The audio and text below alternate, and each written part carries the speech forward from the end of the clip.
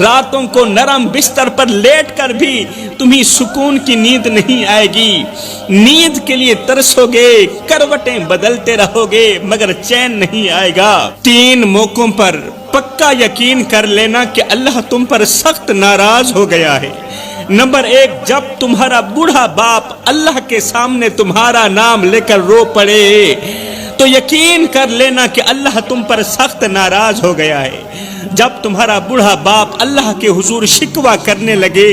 فریادیں کرنے لگے کہ یا اللہ 5 بیٹوں کے ہوتے ہوئے بھی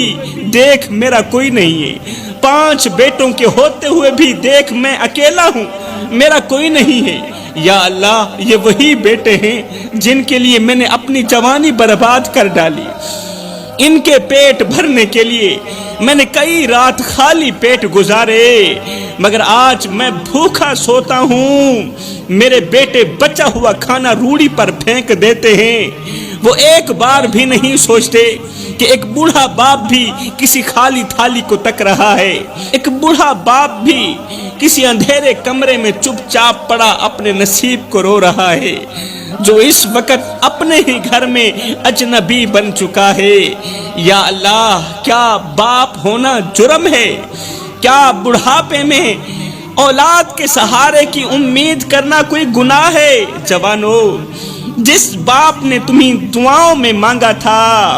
اگر وہی باپ بد دعا دے دے تو قسم ہے خدا کی اللہ کی زمین تمہارے لیے تنگ ہو جائے گی۔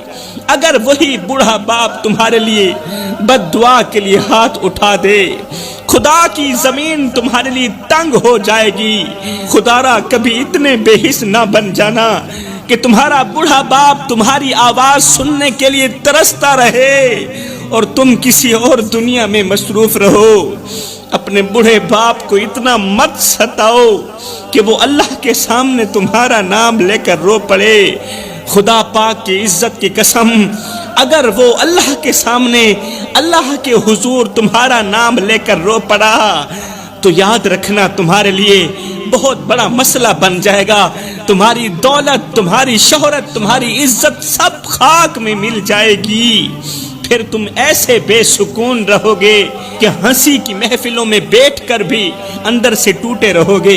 راتوں کو نرم بستر پر لیٹ کر بھی تمہیں سکون کی نیند نہیں آئے گی، نیند کے لیے ترسو گے، کروٹیں بدلتے رہو گے مگر چین نہیں آئے گا،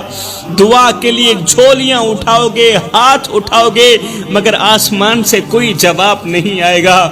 پھر تم چاہو گے کہ وقت پلٹ آئے، تم چاہو گے کہ وقت پلٹ جائے، تم چاہو گے کہ سب کچھ ٹھیک ہو جائے مگر تب